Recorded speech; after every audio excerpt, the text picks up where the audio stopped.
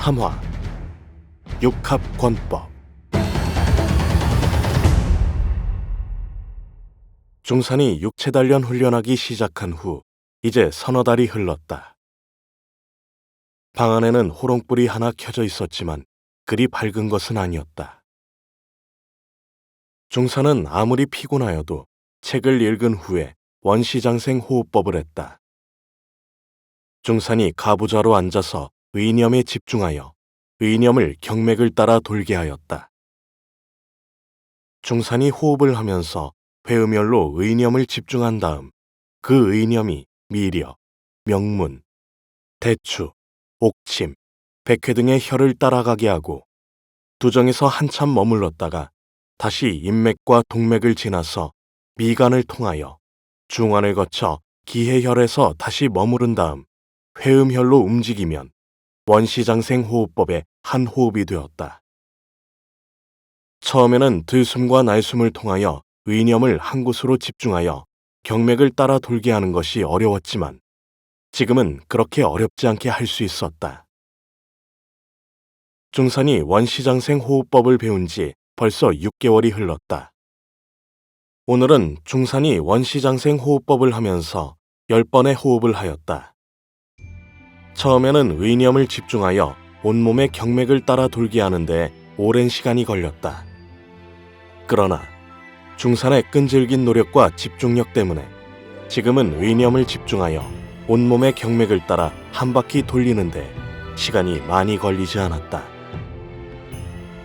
그리고 최근에는 이 원시장생 호흡법으로 호흡하면 하루 종일 훈련으로 피곤한 근육들이 어느 정도 회복이 되어 몸의 피로도가 확연히 줄었다. 중산은 이런 느낌이 너무 좋아 이 호흡법을 밤낮으로 하였고 이제는 평상시의 생활에서도 이 호흡을 계속하려고 노력했다. 그렇지만 평상의 생활을 하면서 의념을 한 곳에 집중한다는 것은 그리 쉬운 것이 아니었다.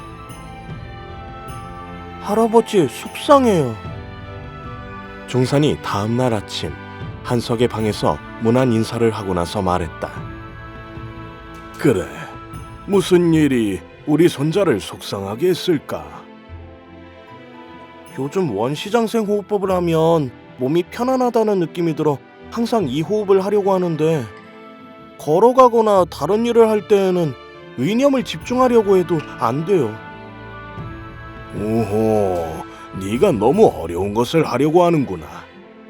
의념을 집중하면서 다른 일을 하고 싶다. 예, 할아버지. 무슨 방법이 없을까요? 글쎄다. 이렇게 하면 어떨까? 네가 집중한 의념을 한 번에 경맥을 따라가게 하지 말고 4번이나 5번 정도 구간을 나누어 연습하다가 익숙해지면 한 번에 하는 것은 어떻겠니? 중산이 말을 듣고 곰곰이 생각에 잠겼다. 역시 그런 방법이 있었네요. 할아버지의 말씀대로 연습하면 언젠가는 한 번에 할 수 있을 것 같아요. 할아버지, 감사합니다. 중산이 한석을 보며 귀엽게 웃었다. 중산이 의념을 집중하면서 평상시처럼 행동하는 것을 쉬운 것으로 생각했지만 이것은 무리민에게도 굉장히 어려운 것이었다. 만일 이러한 것에 익숙해진다면 천하에 배우기가 힘들다고 하는 양의 신공을 익힐 수가 있었다. 한석은 무리민이 아니었기 때문에 양의 신공에 대해 몰랐다. 그리고 양의 신공을 제대로 익힌 무리민이 거의 없다는 사실을 더더욱 몰랐다. 한석은 중산이 방긋 웃는 모습을 보며 자신이 지난날 너무 무책임하게 집안을 방치한 행동을 후회하였고 피눈물이 나는 것 같았다. 내가 너무 오래 집안을 방치했구나. 나의 고집이 결국 명우를 죽인 것이니. 한석은 아들의 행방불명이 너무나도 괴로웠다. 그래, 왜 평상시에도 이 호흡을 하려고 하느냐? 보통 호흡법이라는 것은 새벽과 밤, 하루에 2번 정도 하면 된다고 알려져 있었다. 그래서 아예 이 호흡법을 평상시 하는 호흡으로 대체하고 싶다고 중산이 말했을 때 좋은 생각이라고 생각했지만 왜 중산이 그런 생각을 하게 되었는지 궁금했다. 할아버지, 이 호흡을 하면 기분이 좋아지고 달리기 한 후에 몸 아픈 것이 빨리 풀리는 것 같아요. 그러니 이 호흡법도 어차피 호흡이니 항상 이 호흡을 하면 좋지 않겠어요? 중산이 아주 단순한 대답을 했다. 오호, 정말 좋은 일이 있었구나. 그래서 우리 손자가 열심히 호흡법을 잘 실천했구나. 다음에도 다른 좋은 일이 생기면 이 할아비에게 말해다오. 한석이 깜짝 놀랐으나 내색하지 않고 말했다. 자신이 원시장생 호흡법을 재정리하기는 했지만 이것을 생활을 하면서 이 호흡 방법으로 호흡을 하는 것에 대해서는 생각을 하지 못했다. 예, 할아버지. 중산이 대답하고 밖으로 체력을 단련하기 위하여 나갔다. 한석도 이 호흡법을 재정비한 후에 자신도 새벽과 밤에 이 호흡을 하지만 이미 병이 깊은 상태였기 때문에 이 호흡법의 진정한 효능을 몰랐다. 단지 이 호흡을 하면 가슴이 편해지고 기침 횟수가 줄어드는 정도였다. 내가 정리하여 만든 호흡법이지만 정말로 선인이 전수했다는 최초의 장생호흡법일 가능성이 높다. 그러면 무상오천심법도 정말 가능하다는 것인데. 한석은 자신이 만든 무상오천심법에 대한 확신은 있었지만 이 신법에 대해 아는 사람이 전혀 없을 뿐 아니라 무리민에게 5개의 단전에 대한 이야기를 하면 얼토당토하는 이야기라고 치부하였다. 그렇지만 한석은 무상오천 신법에 대해서는 확신을 가지고 있었다. 하지만 알지도 못하는 무리민들에게 이것을 익혀보라고 가르쳐줄 수는 없었다.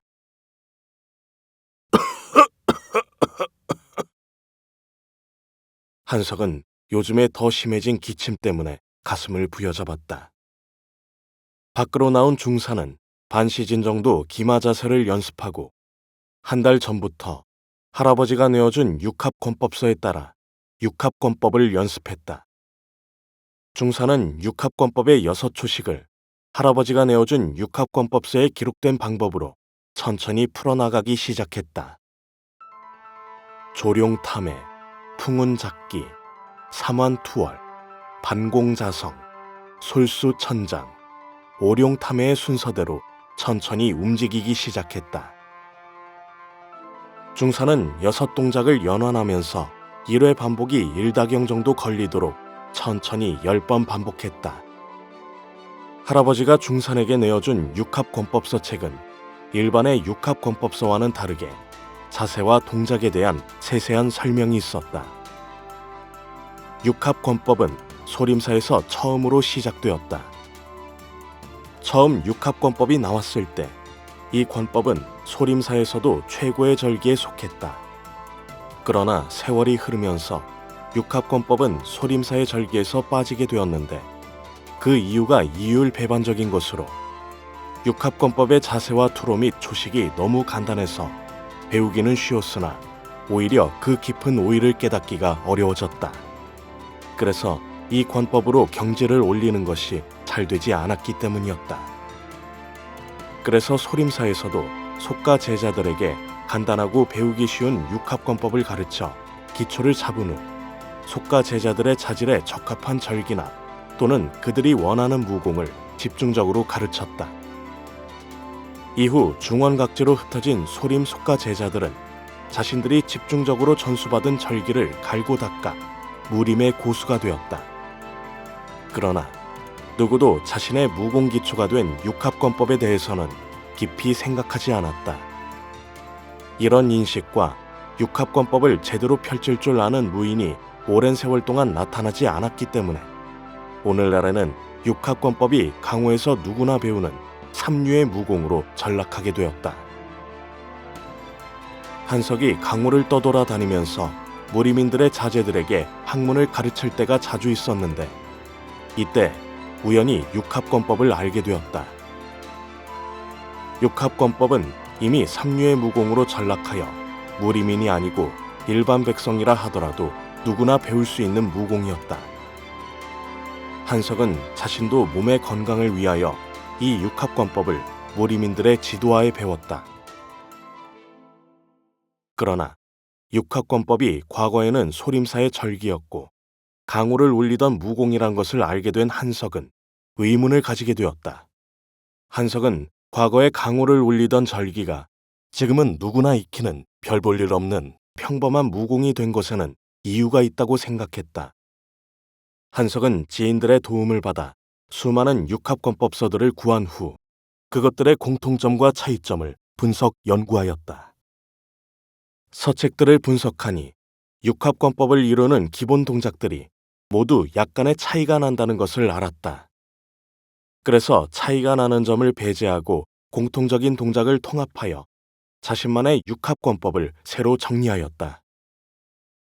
이것이 가능했던 이유는 한석이 본래 높은 학문을 가지고 있는 학자였기 때문에 수많은 육합권법서에 있는 서로 다른 애매모호한 문구들에 대한 해석과 그 차이점을 비교할 수 있는 능력이 있었기 때문에 가능했다. 한석은 무리민이 아니었기 때문에 육합권법을 연구하면서 육합권법에 대한 가장 기초적인 의문에 대하여 인연이 있는 무리민들에게 질문하였다. 무리민들도 무공서적에 있는 난해한 구결에 대한 해석을 한림원 승지였던 한석에게 도움받을 수 있었기 때문에 그들이 아는 한 육합권법에 대하여 성실히 답해주었다. 수많은 육합권법서와 견해를 10여 년간의 연구를 통하여 분석한 한석은 육합권법이 신체를 강건하게 하고 탄력성 있게 하는 자신의 훈련 방식을 만들었다. 그리고 한석은 자신이 재구성한 육합권법 훈련 방법으로 연습하고 익히면 최초의 육합권법 위력을 낼 수 있을 것이라고 믿었다. 그리하여 한석은 자신이 연구한 바를 적용시킨 육합권법을 손자인 중산에게 가르쳤다. 한석이 가장 중요시하는 것은 육합권법의 정확한 동작과 자세였다. 정확한 동작과 자세를 익힌 다음 육합권법을 초식순으로 정확하게 펼치도록 하였다. 이것이 익숙하게 될 때까지는 절대로 빨리 동작을 하거나 다른 초식을 펼치지 못하게 하였다. 중산은 이날도 열심히 땀을 뻘뻘 흘리면서 달리기를 하고 있었다. 야, 중산! 이 나쁜 놈아! 갑작스러운 고함 소리에 중산은 달리기를 멈추고 주위를 둘러보았다. 나무 뒤에 누가 숨어 있는 것 같았다. 야, 장천! 임마 안 나올래? 목소리만 들어도 너인 줄 안다. 나무 뒤에서 장천이 얼굴이 부르퉁한 채 쭈뼛쭈뼛 걸어 나왔다. 임마, 나에게 왜 삐졌나? 중산이 목에 흐르는 땀을 손으로 닦으면서 말했다. 나쁜 놈, 너 혼자 무술을 배운다면서? 장천이 토라진 목소리로 말하면서 땅에 있는 돌멩이를 찾다. 하하하. 중산이 배를 잡고 웃었다. 그래, 이놈 장천아, 나는 무술을 배운다. 장천은 얼굴을 붉히며 중산을 쳐다보지 않고 땅을 쳐다보았다. 장천아, 내가 무술을 배우는 것이 아니라 할아버지께서 가르치는 육합권법을 배우는 거야. 너도 배우고 싶어? 그러면 같이 가서 우리 할아버지께 너도 가르쳐달라고 하자. 정말이냐? 어르신이 나에게도 가르쳐 주실까? 이 바보, 너에게 글도 가르치시는데 육합권법을 왜 안 가르쳐 주시겠니? 장천의 얼굴이 활짝 펴지더니 중산에게 다가왔다. 육합권법은 민간에도 널리 퍼져 있어 누구나 배울 수 있는 권법이었다. 때문에 뒷골목 흑방의 파라코들도 이 권법을 배운 후 거들먹거리며 약한 백성과 아녀자를 괴롭히는 데 사용되기도 하였다. 동네 아이들은 육합권법을 하지는 못해도 그 이름 정도는 들었고 또 흉내를 내기도 했다. 지금 할아버지께 가자. 내가 말할게. 좋아. 두 아이는 금방 기분이 좋은지 마주보고 웃었다. 그런데 너는 왜 육합권법을 배우는데? 불어는 너는 왜 배우려고 하냐? 두 아이는 서로 두 눈을 마주보다가 피식 웃었다. 양본 그 돼지 새끼를 혼내주려고. 두 아이가 같이 소리치더니 큰 소리로 하늘을 쳐다보고 웃었다. 그날 이후로 두 소녀는 원시장생 호흡법과 육합권법을 같이 배웠다. 장천아, 오늘 양곤 그 돼지 새끼를 혼내주자. 중산이 냇물에 들어가 멱을 감고 있는 장천을 쳐다보며 말했다. 중산은 이제 덩치가 제법 커지고 몸이 굉장히 탄력 있고 다부지게 보였다. 오늘 괜찮을까? 그 새끼들 5명이 항상 같이 다니는데. 개울물에서 장천이 나오면서 말했다. 장천은 탄탄한 구릿빛 피부에 온몸이 탄력성 있게 잘 발달하였는데 특히 어깨와 가슴, 그리고 팔뚝은 어린아이의 몸이라고 하기는 지나치게 튼튼했다. 장천은 육합권법도 연습하지만 대장간 일을 도와주니 온몸의 근육이 나이보다 더 발달할 수밖에 없었다. 5명이면 뭐하냐? 우리 둘이면 그놈들을 묵사발 낼 수가 있다고. 그날 우리가 그놈들에게 당한 걸 벌써 잊었냐? 우리가 무엇 때문에 2년 가까이 이 고생을 하며 육합권법을 배우고 있는데. 중산이 장천을 보며 날카롭게 말했다. 좋았어. 오늘 복수하자. 장천이 중산의 날카로운 눈빛을 보자 서둘러 대답했다. 두 소녀는 냇가에서 나와 마을로 들어갔다. 대매초는 과거와 달리 크게 발전하여 시가지를 이루고 있었다. 두 소녀는 시장통에 가서 주변을 살폈다. 왕아주머니, 혹시 양곤 못 봤어요? 장천이 노점에서 간단한 식사를 팔고 있는 왕씨 부인에게 물었다. 그 깡패 같은 놈들 저기 다리 근처로 가던데. 너희들은 그놈들과 어울리지 마라. 왕씨 아주머니가 두 소년을 보며 말했다. 그럼요. 우리가 그런 나쁜 놈들하고 어울리겠어요? 두 소년은 씩씩하게 대답하고 다리 쪽으로 갔다.